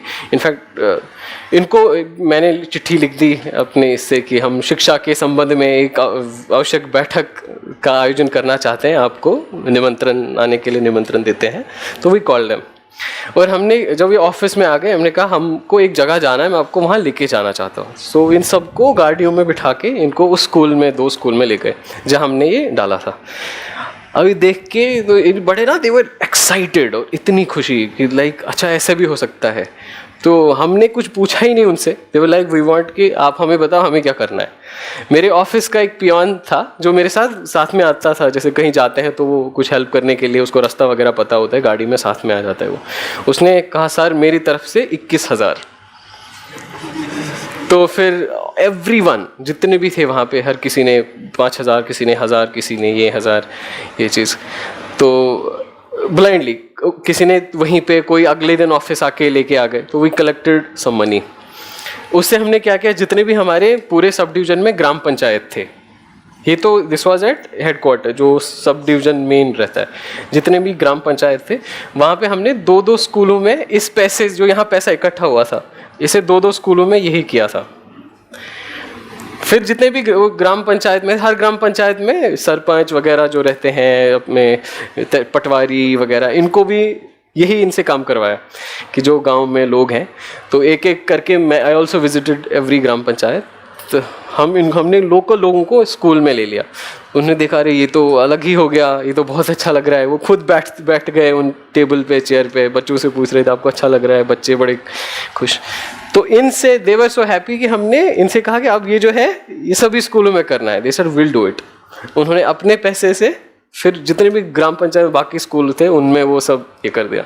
So just by pure faith, और थोड़ा सा लोगों का मतलब this much trust they do. वहाँ पे किसी के पास 1,000 रुपये देना भी बहुत बड़ी बात है. They work a lot. मतलब उनके उतना वहाँ न ज़मीन से उस एरिया में उतना कुछ निकलता है, मजदूर रहते हैं, कई सारे बाहर काम करते हैं. सो इससे जस्ट बाय दिस लगभग 6,000 6,500 बच्चों के लिए we could put those desks and tables. And और you won't believe this, मेरे लिए सबसे, हम लोग क्या करते थे जब स्कूल जाते थे, जैसे प्राइमरी स्कूल है कोई, तो प्राइमरी स्कूल में जनरली 2 कमरे होते हैं या 3 कमरे, अनफॉर्चुनेटली होने तो 5-6 चाहिए, बट कई जगहों पे तो एक ही क्लास में होंगे, जैसे 2nd 3rd रखा होगा इन्होंने. It's still a very sad state of affairs in many places. तो हम लोग क्या करते थे, ट्रक में ये फर्नीचर और वो कारपेट्स वगैरह लेके जाते थे. तो क्लास में जाते थे, इनको बोलते थे बेटा आप ज़रा बैग वैग पैक करो. तो वो नीचे बैठे होते हैं, तो बैग वैग पैक करते थे, और they would go to the, इनको दूसरे रूम में अभी थोड़ी देर तुम बैठो. उनको they have no idea what is going to happen. बहुत छोटे छोटे बच्चे. फिर जो है इनमें लगवाते थे, चलो ये कारपेट लगा लो, बेंच वेंच सब डाल दो. फिर इनको कैसे थे, हम आ जाओ. And you that smile on those kids, कि उनको कितना एक्साइटिंग और कितना ऑसम लगता था. It was, I have never seen anything more satisfying than that. कि आप बस ना, you can't capture it, you can't explain it, you can just है ना वो बस you can feel it, just see it. कि वो बच्चे जब वापस आके कोई अपनी कुर्सी वो ना स्पॉट पकड़ता है और कोई यहाँ पकड़ता है, तुरंत बैठ जाते थे. then you see their face. So that's like, so that satisfaction, I don't think इससे ज़्यादा खुशकिस्मती हमारे लिए हो सकती है कि हम लोग ऐसा कुछ कर पाएँ. ये बहुत छोटी चीज़ है, इट्स नॉट अ कोई बड़ा कुछ. People do such work every day, बहुत अच्छा काम करते हैं. जस्ट टू बिकॉज मेरा छोटा सा एक्सपीरियंस है, तो that's why I wanted to share you my own personal experience. So this is something people put so much of faith, so much of love, so much of respect for you. And this makes a huge difference to the people. हमारे यहाँ क्या था, we had this child जो marriage है, child marriage unfortunately उस area में बहुत ज़्यादा होता था। तो अब उसको भी, अब उससे क्या था, अगर आप देयर समथिंग कॉल्ड, हमारे जब एज SDM हम लोग एक we are suppose to do something called inquest under CRPC 176, कि जब भी अगर कुछ डेथ्स होती है तो हमें डेथ के तुरंत में बाद वहाँ जाके उसमें इन्वेस्टिगेशन करना होता है, बॉडी एग्जामिन करनी होती है। जैसे अगर डॉवरी डेथ हो, जैसे अगर किसी लेडी की शादी के विदिन 7 years में डेथ हो जाती है, या कोई अननेचुरल डेथ हो, एक्सीडेंट डेथ वगैरह हो, तो उन वैसे केसेस में हमको तुरंत जाना पड़ता है। तो जब मैं वहाँ गया, मेरे पहले लगभग महीने में आई वेंट फॉर 3 inquests, 3 जगहों पे, जहाँ पे 3 लड़कियाँ थी, all 3 of them had committed suicide in 3 different parts। तो अब वहाँ पहुँचे, हमारा ये होता है कि पूछना ये सुसाइड किसी ने मर्डर तो नहीं किया है, तो किसी को कोई संदेह तो नहीं है, रिश्तेदारों से पूछते हैं, बॉडी को देखते हैं, उसका एक रिपोर्ट हम भी बनाते हैं, पोस्टमार्टम तो डॉक्टर करते हैं, बट हमारे भी एक बॉडी पे कहीं ब्रूज तो नहीं है। अगर ये जो किसी ने फांसी दी थी खुद को, तो उसके यहाँ गले पे मार्क ऑफ लाइगेशन मार्क रहता है यहाँ पे, तो या किसी ने पॉइजन खाया है, उसके होंठ का ब्लूनेस वगैरह, कपड़े क्या पहने हैं, कहीं कपड़े में फटे तो नहीं है, क्या है, तो वो सब चीज़ें हम लोग देख के वी नोटेड डाउन। रिलेटिव से अगर लड़की है तो उसके दोनों साइड से उनके जो पीहर होता है या ससुराल होता है, उन सबसे लोगों से पूछते हैं कि किसी को कुछ ऐसा तो नहीं है कि इसमें किसी ने कुछ किया हो, कुछ ये चीज़। तो वो सब अक्सर क्या, जब I went to all the 3 places, तीनों जगहों पे किसी को कहा नहीं इसने तो खुदकुशी, इन तीनों ने खुदकुशी की है, कि किसी को कोई माता पिता को भी नहीं, ससुराल वालों ने कुछ नहीं किया, ससुराल वालों ने भी कहा माता पिता ने कुछ नहीं किया, किसी और ने कुछ नहीं किया। तो ये था। फिर आई थॉट इसमें थोड़ा सा डिग इन डीप करने की कोशिश की मैंने। So what I found was कि ये, जैसे देयर वाज एक लड़की थी, शी वाज ऑफ 17 years। इसकी शादी इसके घर वालों ने कर दी थी लगभग कुछ 10 साल, 5-6 साल पहले शादी की थी। बट वहाँ पे एक ट्रेंड, काफ़ी जगहों पे ट्रेंड है कि वो शादी कर देते हैं उनकी, लेकिन लड़की को अपने घर में ही रख लेते हैं। कुछ तो बेच भी देते हैं, they also send them, but some they keep चीज। सो इन तीनों केस में दिस वाज द पैटर्न। इस पर्टिकुलर केस में था कि इसकी शादी हुई थी 5-6 साल पहले, हुई थी एक और गांव में, दूसरे गांव में, बट सेम कास्ट में। अब क्या हुआ था, she probably wanted to marry somewhere else, या उसको यहाँ शादी नहीं करनी थी। अब जब 17 साल की थी, इस गांव में, जहाँ दिस इज फैमिली 1, फैमिली 2, जिस फैमिली के यहाँ इसकी शादी हुई थी, तो फैमिली 2 के घर में कोई डेथ हुई थी। तो इसके घर वाले एक दिन पहले यहाँ गए थे, फैमिली 2 के यहाँ, दूसरे गांव में। वहाँ इनको ये फैमिली 1 वाले मिले जहाँ शादी हुई है। तो इन्होंने बातचीत करी कि हम परसों 2-3 दिन में लड़की आपके यहाँ भेज देंगे, will send her to your sasural. वापस आके इन्होंने लड़की को बोला, she did not want to go it, उसको पता भी नहीं कब शादी की है, क्या हुआ है। She committed suicide next day.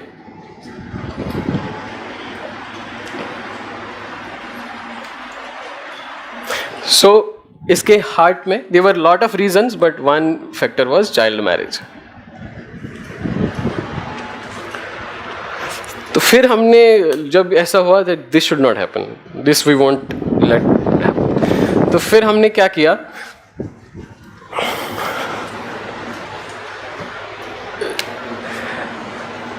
हमने एक we made a control room अपने ऑफिस में, एक कंट्रोल रूम जिसमें 24/7 somebody is there, mobile number, landline, everything. किसी को भी सूचना देनी है तुरंत he can give it, number 1। Number 2, हमने क्या किया, हमने हर गांव में एक मुखबिर नेटवर्क बना दिया, हर गांव में, और हर स्कूल में टीचर्स को बाय ऑर्डर उनको ये चीज़ किया। जैसे स्कूल में बड़ा इजीली पता चल जाता है, जैसे कोई बच्ची है स्कूल आती है, अचानक से बच्ची का स्कूल आना बंद हो गया। तो अगर आप उस बच्ची के सहेलियों से आप पूछोगे या दूसरे से पूछोगे, वो बता देंगे कि सर या मैडम उसकी तो शादी कर दी या ये चीज़ कर दी। तो स्कूल में ये किया कि जब भी ऐसा कोई केस होगा, इंस्टेंस होगा, तुरंत हमें बता दोगे। उस स्कूल में भी एक एक सेल बना दी, और हर गांव में ये चीज़ रहता है कि ऐसे छोटे कुछ बच्चे रहते हैं, कुछ जवान रहते हैं जो चाहते हैं कि ऐसा नहीं हो, तो इनको आइडेंटिफाई कर करके हर गांव में हमने ये बताया। तो इनको भी ये था। तो कहीं पे भी नंबर 1 जो इम्पोर्टेंट था, जहाँ पे भी लगता था यहाँ होगा, कार्ड होगा या कुछ होगा, ये तुरंत इन्फॉर्म कर देते थे। तो वीवुड्स हमने इसमें वो जैसे स्क्वाड टाइप रहते थे, इस तरह से रखे थे। तो फटाफट वहाँ कभी मैं हूँ तो मैं भी खुद पहुँच जाऊँगा, SHO ये तहसीलदार, तो वी तुरंत वहाँ जाके इंक्वायरी की, क्या की, किसकी कौन, अगर शादी हो रही है या होनी है किसी को, तो आप उसकी ये क्या कहते हैं उसको, उसका डेटा या पता चल जाता है वो क्या है। तो चीज़ जहाँ जहाँ भी था तो उसमें प्रोविज़न है, हम लोग बाउंड डाउन करते हैं। जहाँ लगता है ये शादी करेंगे तो उनको पूरा पाबंद करके छोड़ देते हैं, ये करते हैं कि आप नहीं करोगे, उनसे एफिडेविट ले लेते हैं। या जहाँ कुछ हो रहा है तो उनके खिलाफ मुकदमा भी होता है, केस भी होता है। तो we would do this. Then I realise one more, इसमें एक बड़ा फ्लॉ होता था कि क्या होता था, जब भी कहीं पे किसी की शादी हो रही होती थी, उन्होंने ऑलरेडी बहुत पैसे खर्च किए होते थे, तो वहाँ पे बड़ा बैकलैश हो जाता था। बैकलैश मतलब लोकल कोई सपोर्ट नहीं करता था, और इनफैक्ट ये जो हमें खबर देते थे इनको भी बड़ा वो परेशान करते थे। सो द प्रॉब्लम हमारे लिए अप्रोच में ये था कि we are working on that particular case very late, कि जब वो उस पॉइंट पे आ गया था कि अब उनकी शादी ही चल रही है, वो रोकनी है, we are suppose to do that, वो तो हम रोकते ही रोकते हैं। But we thought is there any other way जिससे हम इसके साथ कुछ करें। तो हमने क्या किया कि वी आइडेंटिफाइड ऐसे कौन कौन से टाइम है, जैसे अक्षय तृतीया एक दिन आता है, आखा तीज, उस टाइम पे काफ़ी सारी चाइल्ड मैरिजेस वगैरह होती हैं, और वो एक पर्टिकुलर सीज़न है जिसमें बहुत ज़्यादा मैरिजेस सीज़न होता है। तो हमने मैरिज सीज़न से पहले ही शुरू क्या किया कि हर जो हमारे आंगनवाड़ी वर्कर्स थे, जो हमारे पटवारी थे, हमारे ग्राम सचिव थे, इनको हम लोगों ने ट्रेन किया, ट्रेनिंग दे दी कि जैसे जो एक्ट है, अक्सर लोगों को पता नहीं होता है, जैसे आप में से भी मैक्सिमम लोग, कितनी सज़ा होती है चाइल्ड मैरिज की करने की, अगर कोई कराता है बच्चे की चाइल्ड मैरिज, हाँ 2 साल की सज़ा होती है और 1 लाख रुपए तक का जुर्माना हो जाता है। तो इनको पता नहीं था कि ये चीज़, तो इसका हमने एक बड़ा सिंपल सा एक मॉड्यूल टाइप बना दिया, जैसे एक पन्ना रहता है पोस्टर टाइप, और उनको पैम्फलेट भी बड़े अच्छे से समझा दिया पहले कि यहाँ के हिसाब से लोगों को आप कैसे कन्विंस करोगे कि चाइल्ड मैरिज पहले नहीं करनी है। वो बता देंगे कि मेरे पास गरीब आदमी हूँ, या अपने अपने इतना ये था, कोई ऐसे तक की बताएगा नहीं मैं शादी नहीं करेंगे, लड़की भाग जाएगी, लड़का भाग जाएगा, ऐसा कुछ। अब इस चीज़ को कैसे आप लॉजिकली और उनके सोशल सेटअप के साथ काउंटर करोगे, it's not very easy to explain. कि मैं किसी की बहुत सारे केसेस, लाइक हमने पैटर्न को इसको पढ़ने की कोशिश, जैसे घर में 2 बेटियां हैं या 2 बच्चे हैं, बड़े की शादी के साथ छोटी की कर दी, उनको लगता है इससे हमारे पैसे, और बता देंगे मैं साहब कहाँ से पैसे लाऊंगा बाद में। इसी तरह से कोई लड़का है, लड़के की शादी करनी है दूसरी फैमिली में, ठीक है, फैमिली एक्स, जनरली कास्ट बहुत ज़्यादा फैक्टर है, तो कि सेम कास्ट में करनी है। मान लीजिए फैमिली वाई का लड़का है, बॉय है, इसको फैमिली एक्स की लड़की के साथ, हो सकता है इनके घर में एक बॉय हो, वो कहेगा कि मेरे बॉय इसके लिए भी लड़की, और ये लड़की छोटी हो, तो ये भी होता है कि बाद में क्या ये चीज़। इसी तरह से कई बार लॉर्ड ना, एक एक चीज़ हमको तो पहले लगता है लोग ऐसे पागल हैं, क्यों करते हैं ये चाइल्ड मैरिज, इतना गलत है, but then one has to go थोड़ा सा डीप में कि समझने में कि इनका क्या है, what is the root cause. क्या काफ़ी सारी जगहों पे क्या था, घर में ग्रैंडफादर होगा, इसकी डेथ हो गई, अब क्या, उसमें बहुत खर्चा होता है, उस खर्चे के लिए भी कई बार बच्ची की साथ में ही शादी कर देते हैं ताकि ये खर्चा बच जाए, या दोनों से एक ही काम हो जाए। तो अब दिस आर थिंग्स जिसमें इन चीज को एक एक करके वन हैज टू एड्रेस, तभी कोई कन्विंस हो पाएगा। तो फिर हमने वो पूरा ट्रेनिंग करके, मॉड्यूल करके, फिर पहले इनको लगा दिया कि हर गांव में जाके लोगों के साथ मिले, हर गांव में जाके उनको समझाया इस तरह से। पहले एक जो आंगनवाड़ी वाले जो थे इनको भेज दिया, इन्होंने समझाया लेडीज़ को, फिर जेंट्स को भेजा, फिर जॉइंटली गए, फिर आई ऑल्सो वेंट, मेरे जितने भी SHO, मैं तहसीलदार, एवरीवन, तो साथ में जाके तो हमने हर गांव में जाके लोगों को इकट्ठा किया। तो उनके साथ मतलब नॉर्मली क्या होता है कि अगर हम अपन एज एन एडमिनिस्ट्रेटर जाते हैं फील्ड में तो एक प्रेजेंस बड़ा फैक्टर रहता है। एक तो लगता है कि ये तो है, दूसरा वो बात सुनते हैं। अगर आप सुनने के लिए, अगर हम if we are ready to listen to them and understand them, then they are ready to listen to you also. तो फिर उनको जैसे हम लोग सिंपल आई वुड स्टार्ट करते थे कि अच्छा आप में से किस किस की बहुत जल्दी शादी हुई थी, तो अक्सर हाथ खड़ा करेंगे। तो फिर उनको इस तरह से, अरे आपको तो खुद पता होगा कि कम उम्र में शादी करने की वजह से आपको कितनी परेशानियां ज़िंदगी में झेलनी पड़ी। तो सब हाँ बहुत तो ये चीज़, तो they would say yes to all of these things. फिर आप उनको समझाते हो क्यों नहीं करना चाहिए, क्यों हमारे बच्चों के साथ ये नहीं होना चाहिए। फिर एक पूरा ये साइकोलॉजिकल जो काउंसलिंग की तरह पहले ही अच्छे से, फिर हम उनसे we would tell them about the law also कि देखो ये तो ठीक है बट इसमें आपको देखना पड़ेगा, हमारे देश में कानून बना हुआ है, 2006 का कानून है, इसमें ये प्रावधान है कि अगर आप करोगे तो 2 साल की सज़ा होगी, 1 लाख का जुर्माना भी हो सकता है।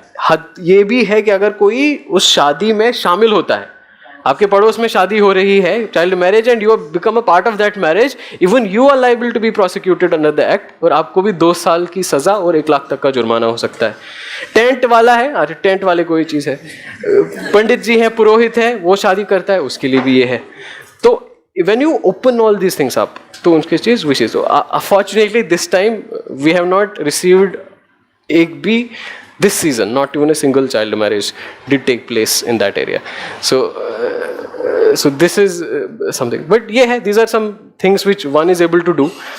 I'm sure आप में से जब जाएंगे in whichever field you will finally land up, आप में से काफ़ी civil servant इंशाल्लाह बनेंगे, some make other services, there would always be so much of opportunity, there will always be है ना that opportunity in front of you that you can make some difference, you can make some change, and keep that thing in your mind and keep that thing as the most important driving force in your life. अपनी ज़िंदगी में सबसे बड़ा है ना motivation, सबसे बड़ा motivating factor इसी चीज़ को बनाए कि मुझे जो करना है, मुझे जो है मुझे कुछ ना कुछ ठीक करके जाना है। मेरी ज़िंदगी 30 साल 40 साल 50 साल रहे, 100 साल रहे, I would make that every day count, I will make that every year count. तो तब जाके जब IAS का रिजल्ट आएगा, you won't be depressed even if you are not selected, because आपका गोल ये नहीं है कि आप IAS बन के एंड एक स्टेटस सिंबल की तरह, या your goal is to do good. उस समय पे भी आपको यही चीज़ मोटिवेट करेगा कि इससे नहीं हो पाया, ऐसे नहीं हो पाया, मैं और एक रास्ता ढूंढ लूँगा, but I will do something good in life, है ना। Thank you so much and God bless you all.